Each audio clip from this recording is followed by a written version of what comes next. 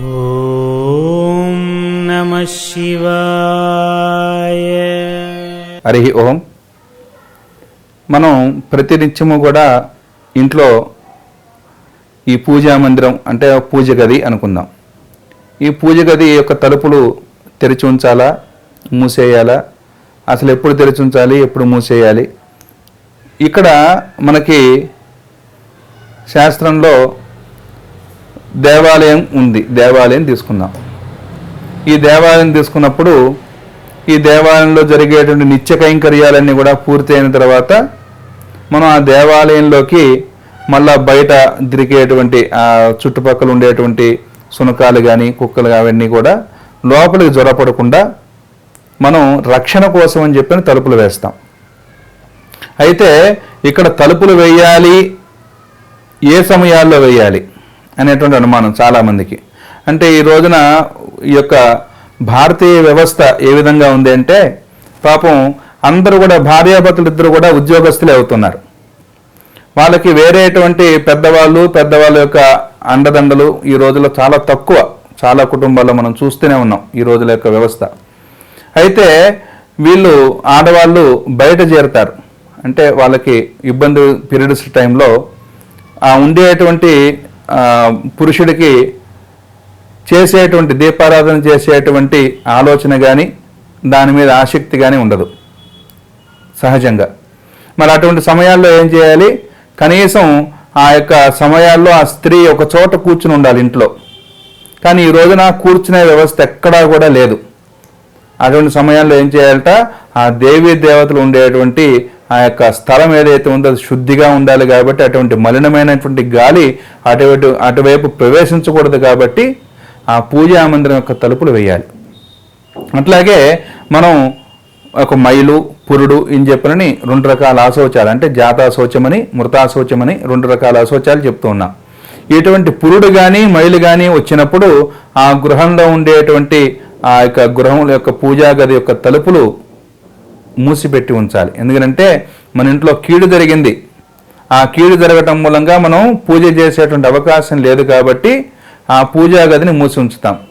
మరి పెద్ద పెద్ద దేవతార్చనలు మహానైవేద్యాలు జరిగేటువంటి వ్యవహారాలు ఉండేటువంటి గృహంలో ఏం చేయాలి అంటే, ఆ యొక్క గృహంలో ఎవ్వరూ కూడా ఆ మైలైతే ఎవరైతే పాటిస్తున్నారో, పురుడు ఎవరైతే పాటిస్తున్నారో వాళ్ళందరూ కూడా ఒక పక్క నుండి కనీసం ఆ పూజ గది వరకు శుభ్రం చేసి ఆ దేవీ దేవతలకు దీపారాధన చేసి నైవేద్యం పెట్టుకోవచ్చు. అంటే పూజ గది సపరేట్గా ఉన్నటువంటి వాళ్ళకే ఇది ఉపయోగపడుతుంది. అది గమనించండి. అది చాలామంది ఈ రోజున ఏమవుతుందంటే, వ్యవస్థ హాల్లోనే పెద్ద పెద్ద ఫోటోలు మేము ఇంత బాగా చేసుకుంటాం అంటే వాళ్ళ యొక్క ఉనికిని, వాళ్ళ యొక్క గొప్పతనాన్ని తెలుపుకోవడం కోసం హాల్లో పెడుతున్నారు. ఈ హాల్లో కూడా దీపారాధనలు లేకపోతే హాల్లో ఈ పూజా మందిరాలు ఉండటం కూడా వాస్తురీత్యా కానీ శాస్త్రరీత్యా కానీ ధర్మం కాదు. ఎందుకంటే ఈ హాల్లోకి ఎవరైనా సరే ఈ రోజున ఎట్లా ఉంది, బయట కాలు కడుక్కునే వ్యవస్థ లేదు. ఈ అపార్ట్మెంట్లు ఇవన్నీ కూడా వచ్చిన తర్వాత బయట కాలు కడుక్కునే వ్యవస్థ లేదు. ఎక్కడెక్కడో తిరిగి మలినమైనటువంటి గాలితోనూ మలినటువంటి ఆ పాదాలతోనూ లోపలికి రావటం. మరి ఇటువంటి సమయాల్లో హాల్లో పూజా మందిరం ఉందనుకోండి, అదంతా కూడా దోషమే కదా. అంటే మనం చేయకపోయినా పర్వాలేదు, కానీ తెలిసి తప్పులు చేయకూడదు. కాబట్టి ఎవరైతే ఈ యొక్క పూజ అయినదో, నైవేద్యం అయిపోయింది, ఈ పూట పూజ పూర్తయింది, ఈ పూట పూజ పూర్తయిన తర్వాత ఈ సాయంత్రం వరకు తలుపు వేయాలా వేయక్కర్లేదా ఇవన్నీ కాదండి. మనం తలుపు వేస్తే దేవుడు చూడకుండా ఉంటాడా మనం చేసే తప్పు? చాలామంది అడుగుతారు, ఏమండి నేను ఇవాళ నాన్ వెజ్ వండుకోవాలి, మరి పూజ గది తెరిచి ఉంచొచ్చా, తెరిచి ఉంచకూడదా? అసలు ఆ యొక్క మాంసాహారం తినమని ఎవరైనా చెప్పారండి? శాస్త్రాల్లో ఉందా మాంసాహారం భుజించాలి అని చెప్పారని? మరి ఆ యొక్క అలవాటు పూర్వీకులుగా మనకి పూర్వం నుంచి వస్తుంది కాబట్టి దాన్ని విడిచిపెట్టాం మనం. కానీ దానికి దేవునికి సంబంధం లేదు. దేవునికి సంబంధం పెట్టకూడదు ఎప్పుడు కూడా.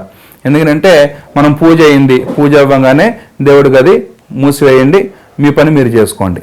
అంటే ప్రధానం ఇక్కడ దేవీ దేవతలకు ప్రాధాన్యతనిచ్చి అక్కడ చేసేటువంటి పని ఏదైతే ఉందో ఆ పని పూర్తయిన తర్వాత మనం కట్టెనో తలుపో వేసుకుని మన పని, మన జీవనాన్ని మనం గడుపుకోవచ్చు.